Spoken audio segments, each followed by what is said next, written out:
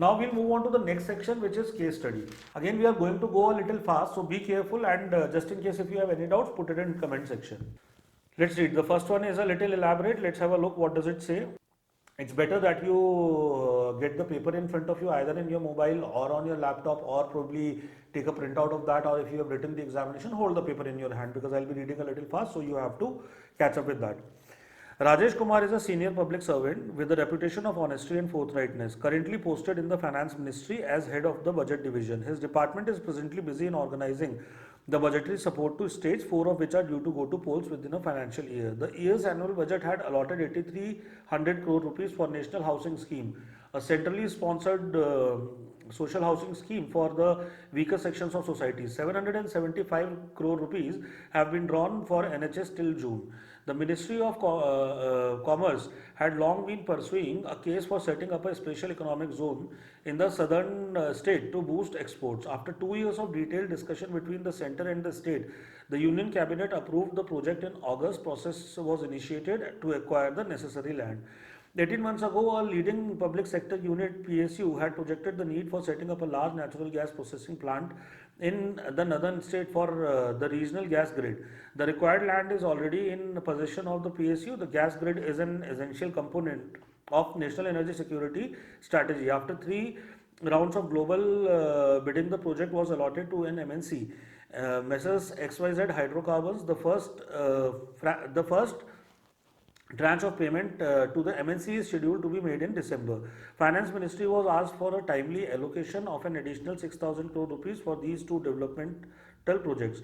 It was decided to recommend reappropriation of this entire amount from the NHS allocation. The file was forwarded to Budget Department for their comments and further processing. On studying the case file, Rajesh Kumar realized that this reappropriation may cause inordinate delay in execution of NHS, a project much publicized at the rallies of senior politicians. Correspondingly, non-availability of finances could cause financial loss in the SEZ and national embarrassment due to delayed payment in an international project. Rajesh Kumar discussed the matter with his senior. He was conveyed that this politically sensitive situation needs to be processed immediately. Rajesh Kumar realized that division of funds from NHS could raise difficult questions for the government in the parliament. Discussed the following with reference to this case: ethical issues involved in reappropriation of funds from a welfare project to the developmental projects. Given the need for proper utilization of public funds, discuss the options available to Rajesh Kumar. It is designing a worthy option. So see, there are 2 or 3 things in this particular case study, which one of them is reappropriation from welfare to developmental project. Now, understand this is one very important thing. I'll just quote what are the other things which are to be seen. They talk about the utilization of public funds and is designing a worthy step to take. See, what happens is, when you are talking about utilization of public fund, or when you are talking about one fund being allocated to any other project, that's actually not a very right criteria. Now, as has been reflected in the case study, it might be because of the political motive that people would want more of the developmental things in order to get more number of people, or probably let the disadvantaged section suffer for some time, or let the disadvantaged section suffer. So, initially when you see regarding the ethical issues that involve, they are majorly on the intent of the people who are carrying out this policy. So if there is a politically sensitive issue, it's not necessary that you abide by it. If you have to do something, you have to do something. If you are into service, you would be listening to the orders, but at time you might disagree with them.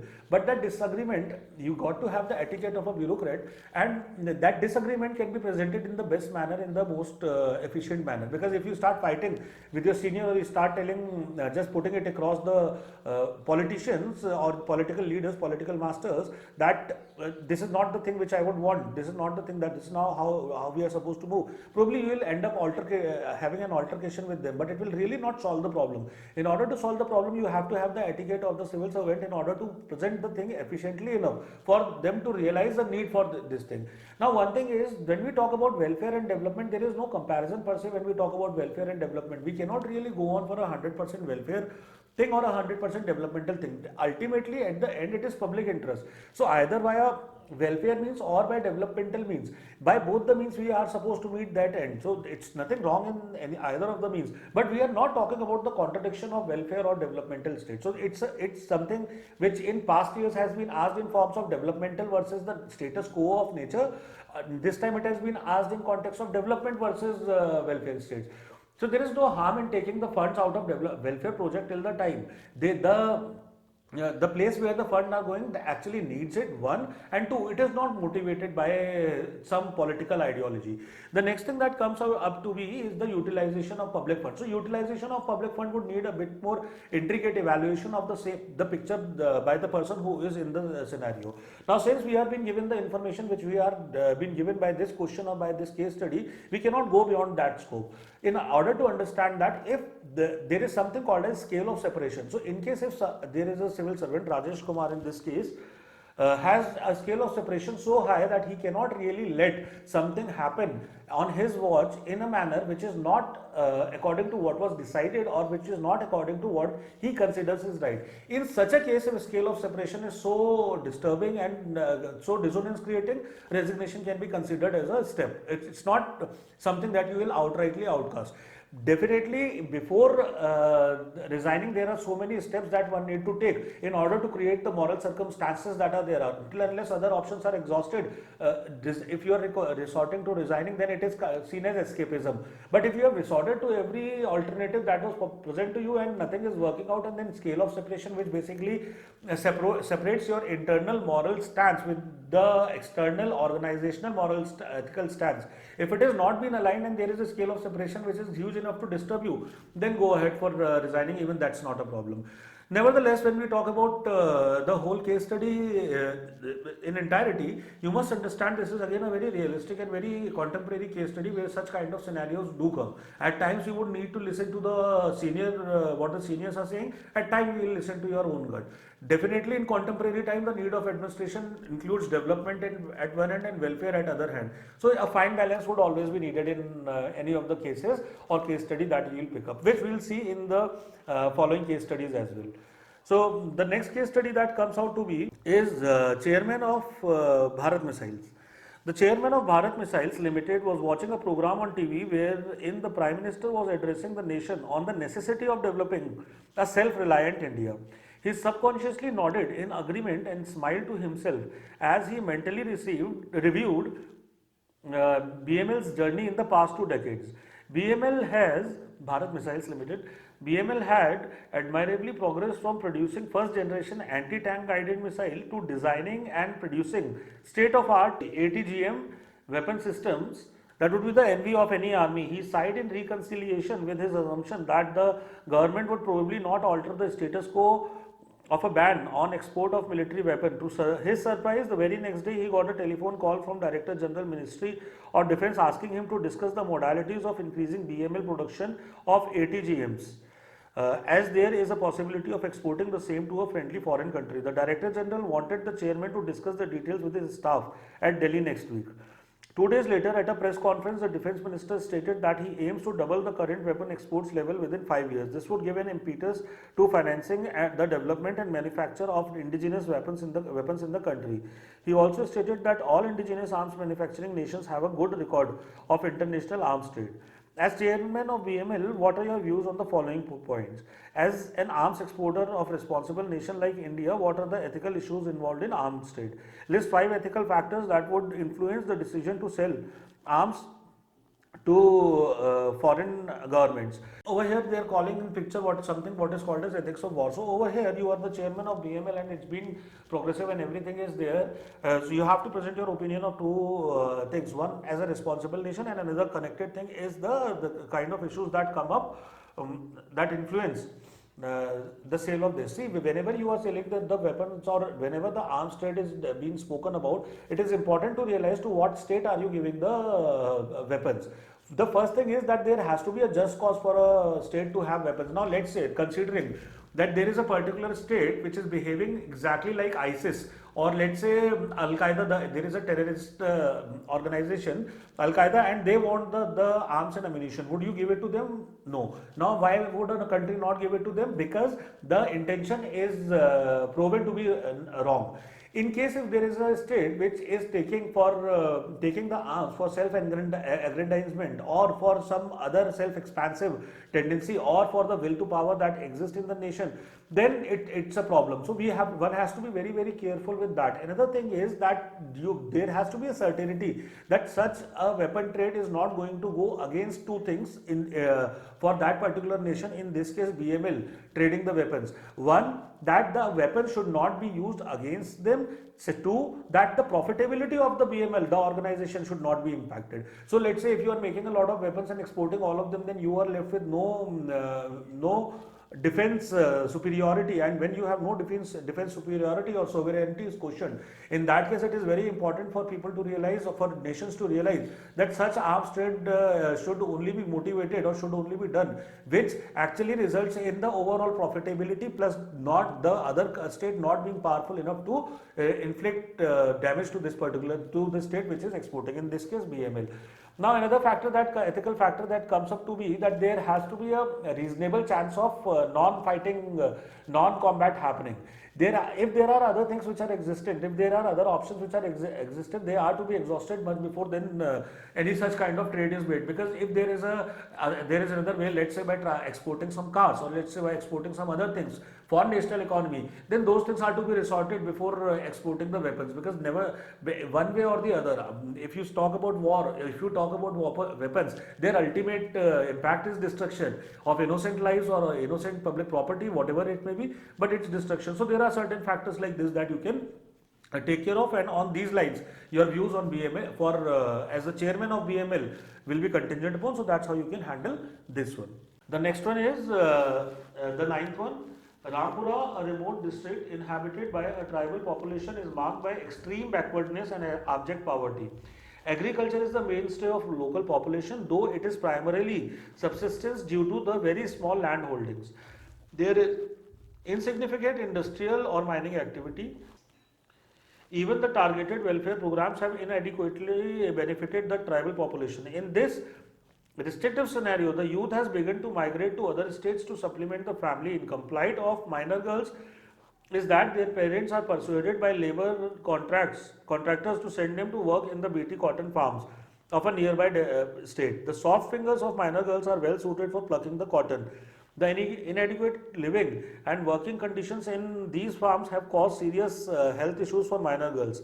NGOs in these farms have NGOs in the districts of domicile and the cotton farms appear to be compromised and have not effectively espoused the twin issues of child labor and development of the area. You are appointed as the district collector of Rampura. Identify the ethical issues involved. Which specific steps will you initiate to ameliorate the condition of minor girls of your districts and to improve the overall economic scenario in the district?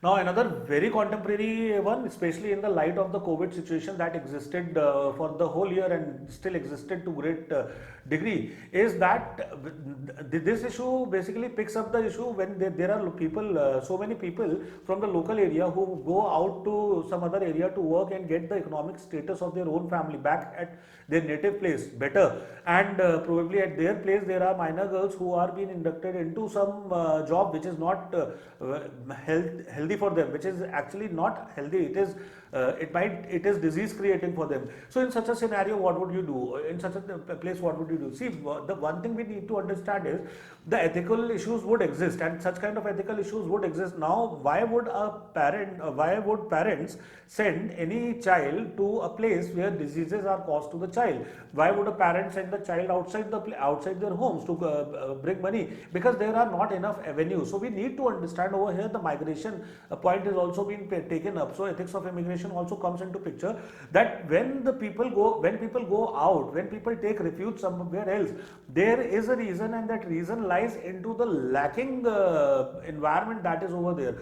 That is why I had maintained it all over the years, and even in the last question, that development cannot be seen as anti to the need of people. It is in line with the needs of people. Why? Because if you are developing a particular area, if you are bringing a particular area in a manner that the needs are met over there itself, it becomes a self-sustainable thing. There are a lot of things what people can do over there instead of going and plucking what these minor girls are plucking. In order for them to be sustainable, there can be more economic activities which are, if not built in that particular area, probably nearby areas where they have to travel for the least amount number of places. Let's say the sewing, let's say doing work in agriculture industry.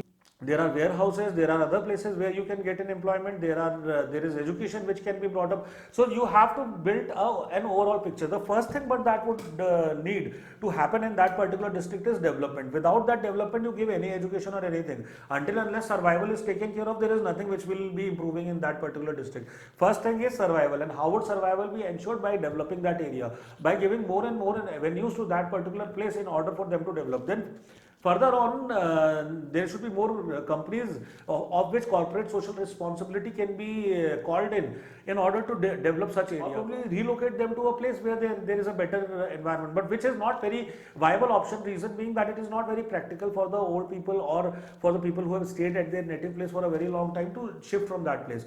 But development, yes, the first thing that would happen is development, and after development and with development, the education, the health and other such things would need to be taken care of. Only then such tendencies would be taken care of. Now imagine what happens with child labor also. It's the same thing, that there is a family now where there are 2 children or 3 children or 4 children, and the parents are in a, or let's say it's a single parent, only father or only mother, and then they can't move from their bed. The children will go out to work. So they have to be given, if they have to work, their education should not suffer, which will suffer because it's about survival.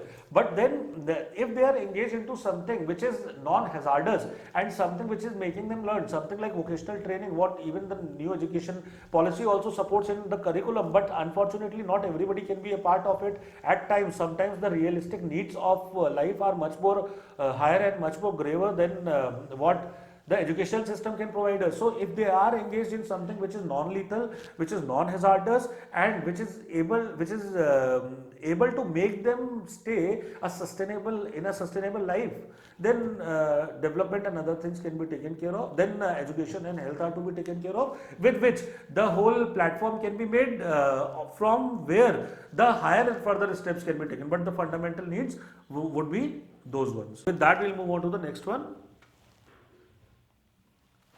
The 10th one. You are a municipal commissioner of a large city having the reputation of a very honest and upright officer. A huge multi-purpose mall is under construction in your city, in which a large number of daily wage earners are employed. One night during monsoons, a big chunk of the roof collapsed, causing instant death of 4 labourers, including 2 minors. Many more were seriously injured, requiring immediate medical attention. The mishap resulted in a big hue and cry, forcing the government to institute an inquiry. Your preliminary inquiry has revealed a series of anomalies. The material used for the construction was of poor quality. Despite the approved building plans permitting only 1 basement, an additional basement has been constructed. This was overlooked during the periodic inspections by the building inspector of the municipal corporation. In your inquiry, you noticed that the construction of the mall was given the green signal despite encroaching on areas embarked for a green belt and slip road in the zonal master plan of the city. The permission to construct the mall was accorded by the previous municipal commissioner, who is not only a senior and well known to you professionally but also a good friend. Prima facie, the case appears to be of widespread nexus between officials of municipal corporation and builders. Your colleagues are putting pressure on you to go slow in the inquiry. The builder, who is rich and influential, happens to be a close relative of a powerful minister in the state cabinet. The builder is persuading you to hush up the matter, promising you a fortune to do so. He also hinted that if this matter is not resolved at the earliest in his favor, there is somebody in his office who is waiting to file a case against you under the POSH Act. Discuss the ethical issues involved in the case. What are the options available to you in the situation? Explain your selected course of action. See, the ethical issues are very clearly laid down by the case study itself, that it is kind of a nexus, it is kind of the wrongdoing, it is between the professional duty, the public interest and the personal interest. Because you are being promised a fortune. Now you can see that this year again the corruption and rationalization for corruption has been asked in a very practical manner. Till last year it was asked in a manner, in an explicit manner, where directly the statements were given. But over here it has been knitted it is been knit into the case study itself. Now, generally people would say that yes, what is the harm in going for an offer where one is benefited, and on the contrary, the road will not be so easy if you go and complain about those people who are involved in this. Over here, lives of innocent people are lost. They had nothing to do in that, but their lives were lost because of the personal interest that other people had. Definitely, the inquiry needs to be very, very quick against the proposition of the people of the colleague of municipal commissioner. Now, when you are talking about the inquiry to be fast, definitely the road might be very rough. Definitely there might be somebody waiting who puts a charge. But one thing, it might be a clear case of buffing up. It might be a clear case of waiving that the person is doing, the businessman is doing. Maybe there is nobody who is there to claim anything under POSH Act. And even in case if there is, if you are right, you cannot you cannot really go away from, you cannot really look away from the issue. So now you have signed for it. You knew that such kind of problems would come. Municipal commissioners or people who are at the topmost position in a department or a ministry are or even in higher echelons in a ministry are likely to meet such people. There would be pressures like this which are existent. But in case if you are not able to take the right step when somebody threatens you of a charge being filed towards you in under POSH Act, you are no good for that. You are not cut out for civil services. So do remember that in case if you have to be the right set or right fit for the civil services, as Feiner and Friedrich also debated in their classical one, that you are supposed to have the right set of values. In that case, you cannot really shy away from doing the right thing, and absolutely you are going to adopt the path which is very important to take, and which is not very important, which is the must for one to take as a civil servant, which is conduct the inquiry, get the inquiry to its culmination. If somebody some claim, some charge comes up on the way, accept it, mark it, quote those findings as well. Be prepared for what comes to you. Otherwise, as I earlier said, not cut out for the civil services. So on those lines, you can handle this particular one. And the next one is the 11th one. 11th one, Parmal is a small but underdeveloped district. It has rocky terrain that is not suitable for agriculture. Though some subsistence agriculture is being done on small plots of the land, the area receives adequate rainfall and has an irrigation canal flowing through it. Amria is its administrative center is a medium-sized town. It houses a large district hospital and industrial training institute and some privately owned state training centers. It has the facilities of district headquarters. A trunk railway line passes approximately 50 kilometers from Amria to Amria. Its poor connectivity is a major reason for absence of any major industry therein. The state government offers a 10-year tax holiday as an incentive to new industry. In 2010, Anil and Industrialists decided to take benefits to set up Amria Plastic Works in Noora village, about 20 kilometers from Amria. While the factory was built, Anil hired the required key labor and got them trained at the skill training center at Amria. This act of his made the key personnel very loyal to APW. APW started production in 2011 with the labor drawn fully from Noora village. The villagers were very happy to get employment near their homes and were motivated by the key personnel to meet the production targets with high quality. APW started making large profits, a sizable portion of which was used to improve the quality of life in Noora. By 2016, Noora could boast of a greener village and renovated village temple. Anil liaised with the local MLA to increase the frequency of the bus services to Amria. The government also opened a primary health care center in primary school at Noora in buildings constructed by APW. APW used its CSR funds to set up women's self-help groups, subsidized primary education to the village children, and procured an ambulance for use by its employees and the needy. In 2019, there was a minor fire in APW. It was quickly extinguished as fire safety protocols were in place in the factory. Investigations revealed that the factory had been using electricity in excess of its authorized capacity. This was soon rectified the next year due to nationwide lockdown. The requirement of production fell for 4 months. Anil decided that all employees would be paid regularly. He employed them to plant trees and improve the village habitat. APW had developed a reputation of high quality production and a motivated workforce. Critically analyze the story of APW and state the ethical issues involved. Do you consider APW as a role model for development of backward areas? Give reasons. Now, see, this again is a case study which has been asked in earlier in preceding years in different formats. If you remember the case study which was there with that ABC company, I think 2019, 2018, which was asked about, and other such case studies where the company is doing the right thing, what is to be done. So those are the things which one needs to take care of. But over here again, it is very contemporary, related to the current times, and a good case studies. So when we talk about the APW, definitely if there is a benefit being given by the government, it is meeting its end. So overall, we do not see anything which is wrong over here. The things are progressive, and the things which can be seen could be picked up later as well. There is one thing which might bother you. It's a plastic works thing. So plastic, something, it can be something related more to the nature, or close more to the nature for better environmental things, because this plastic, if the waste is coming out, it might be going somewhere. So how are those things taken care of? Now that has not been given in the case, so that remains out of the purview of the case, but definitely one of the important things that you have to mention, that one can mention. Another thing is that, see, this thing is to be found out, that whether the electricity which was being used in excess was intentional or unintentional. Why it is important to find out it was intentional or not intentional? Because in case if it was unintentional, then fine, it is a genuine mistake which can be given to APW. But in case if it is not, it tells the mala fide intention of APW towards the usage, or towards the fair usage of resources of the country.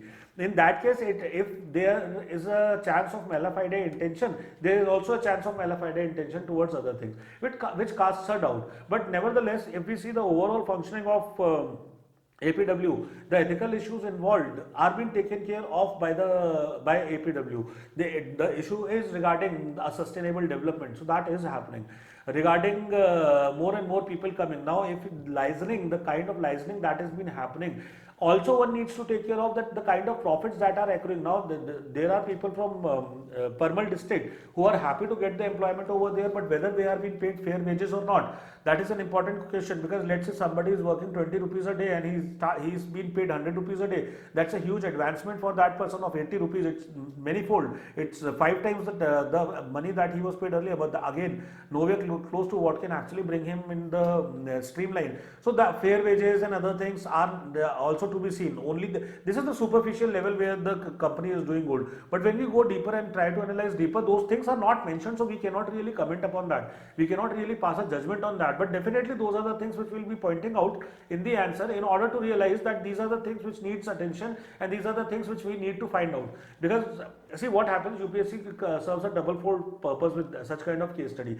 It can either blind you completely, or it can either make the answer appear very easy to you. So it is one thing that can be seen on a superficial level, and then there are things which should be seen on a deeper level. So when we try and understand it, that UPSC is very smart in this. Obviously I have no one to judge UPSC. I'm just telling you how potent is UPSC, that it can either blind you, or it can either make the case study appear very easy to be very easy in front of you. But that's not the case. There are so many things hidden. Like in this case, there is nothing on the top which is which you can say outrightly as wrong. But when you dive deeper, you find things which are important to know, whether they are being paid fair wages, whether environmental costs are huge or what, or from corporate social responsibility fund, if the whole fund is used or only a part of it is used, what is the cost that the people from Parmal are paying fairly and objectively, compared to what is the return that they are getting, and things like that. The more intricate matters will come out to be as ethical issues. So in case studies which are like this, do remember such points and be careful about them. So with this, it brings us to the last case study, which is the 12th one. Migrant workers have always remained at the socio-economic margins of our society, silently serving as the instrumental labor force of urban economics. The pandemic has brought them into national focus. Something related with the last one. So earlier the focus was a place. See, now 3 case studies this year are related directly to the situation which is ongoing in the country. The other ones were with the focus of the place or the company developing things over there. Now the focus from this side. On announcement of a countrywide lockdown, a very large number of migrant workers decided to move back from their places of employment to their native villages. The non-availability of transport created its own problems. Added to this was the fear of starvation and inconvenience to their families. This caused the migrant workers to demand wages and transport facilities for returning to their villages. Their mental agony was accentuated by multiple factors such as sudden loss of livelihood, possibility of lack of food, and inability to assist in harvesting their rabi crop due to not being able to reach home in time. Very contemporary. Reports of inadequate response of some districts in providing the essential boarding and lodging arrangements along the way multiplied their fears. You have learned many lessons from this situation. Absolutely correct. When you were tasked to oversee the functioning of the district disaster relief force in your district, in your opinion, what ethical issues arose in the current migrant crisis?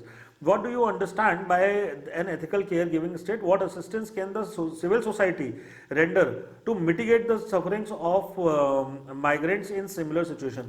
Very beautiful case study with which UPSC has ended this year's paper. Not only beautiful, it is very contemporary. It is the kind of situation that we recently faced.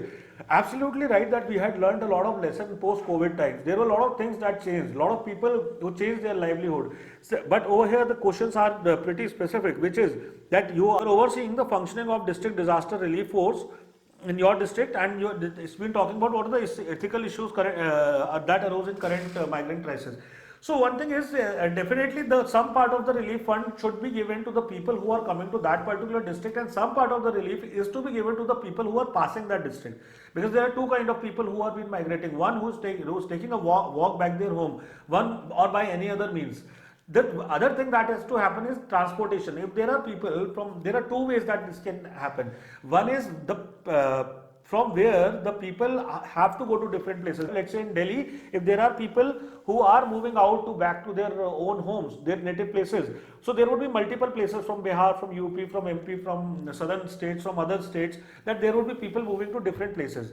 Now, when they are moving to different places, the Delhi administration or the Delhi government has to take in cognizance the same thing and needs to enable all those people to visit back to their state, which it did too. I'm talking about in general when you are talking about district. The same thing will follow in the district as well, that you have to take care of the people who are going back from there. Then you have to take care of the people who have come over there in your district in order to work or in order to get some earning. Another thing, another lesson that can be learned is that the sustainable kind of environment is very important to breed. If sustainable environment is not been created, it is very difficult in the face of a pandemic. Now, world over, it was seen that places which were sustainable enough in all the senses, not only food wise, economic ways, other ways. Now definitely economic prosperity would not be the same as it is in tier 1 cities. It would not be the same in tier 2 cities. It would not be the same in villages or other places. But there has to be a fair amount of sustainability over there, that people are able to meet their aspirations and aims and ambitions when they are even at a smaller place. Agriculture and other things are also to be taken care of. Let's say if these people were not able to reach their home because of the lack of transportation that was available at that time, in order to harvest their rabi crop, then there is to be some assistance provided by the government itself, by the administration itself, or by you taking some money out of that disaster relief fund in order to put that money in getting the rabi crop harvested. Because see, it is not only a current problem that there are two farmers who are going back, or there are two people who are going back and they will harvest. It's complete village. Now this whole problem will come in future. How will it come in future? Because if so many people are not able to harvest their rabi crops, they would not come to the market, and as a result the whole prices and all will go up. So you have to harvest them and take care of a future problem as well. Another important part of this question is what role can civil society play? So there were a lot of voluntary groups. We also made voluntary groups, and there were a lot of other voluntary groups which are there.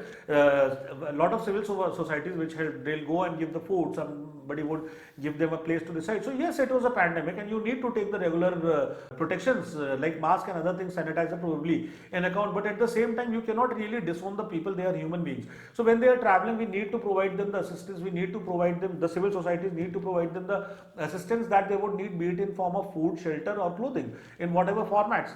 If transportation is available, well and good, but if it is not available, because considering for a layman it would be very difficult to transport huge chunks of people, but at least food, shelter, clothing, the basic amenities can be taken care of in smallest of the way or in the best of the ways. Whatever a person's condition, financial condition allows, to that level the civil society should move ahead and provide for the requirements and needs for the migrants who are going back. Along with this, there is another important lesson that one needs to take from this particular COVID situation, from the situation that was there, that do not give up, do not lose your motivation. It is very important for you to realize that the examination might be postponed, there might be other things that are happening, people might lose jobs, somebody might not be able to get a job the way they wanted.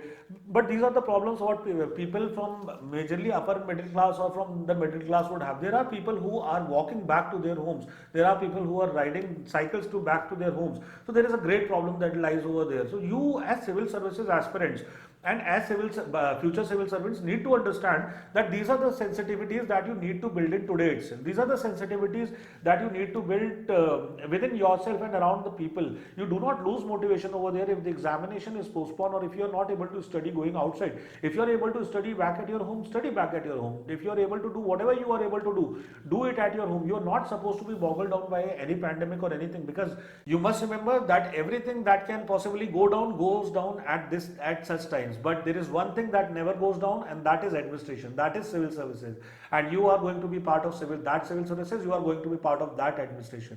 To be a good bureaucrat, raise your ethical sensitivities beyond the level that you do not require any external motivation, and you are motivated by your own self to stick to the circumstances strongly and affirmatively. Your moral affirmation and your ethical strength are the ones which are going to sail through and set you in the realities of today, in contemporary times of post-pandemic situation. So you are not supposed to leave that. Keep those sensitivities high, keep your moral structure intact, keep your ethical fabric sound. With that, all the best.